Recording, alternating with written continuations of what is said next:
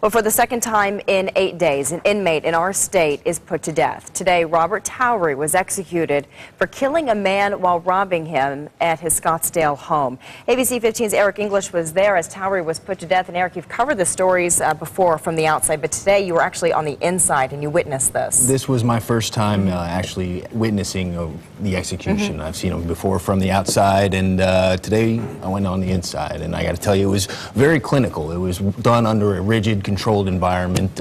Prison staff walked us through a courtyard to a blue painted room. Inside of that room there were 3 panes of glass and a black curtain covering what was on the other side. About 20 people filed into that room. We all stood on about 3 risers and waited. Then the curtains withdrew and Robert Towery was there strapped to a table. He was in an orange jumpsuit with straps across his chest. He had a white sheet up to his waist. The warden read the charges and the death sentence against him. He was found guilty of killing Mark Jones back in 1991. He broke into his home, beat him, choked him, and then injected him with battery acid. Then the warden asked for any final words. Towery apologized to the family and friend of Mark Jones, his victim, and apologized to his own family. He said that he had made mistake after mistake and seemed to turn left when he should have turned right in his life. He said he loved his family, and then his last words were potato, potato, potato. Then he made a gesture with his index finger and his pinky.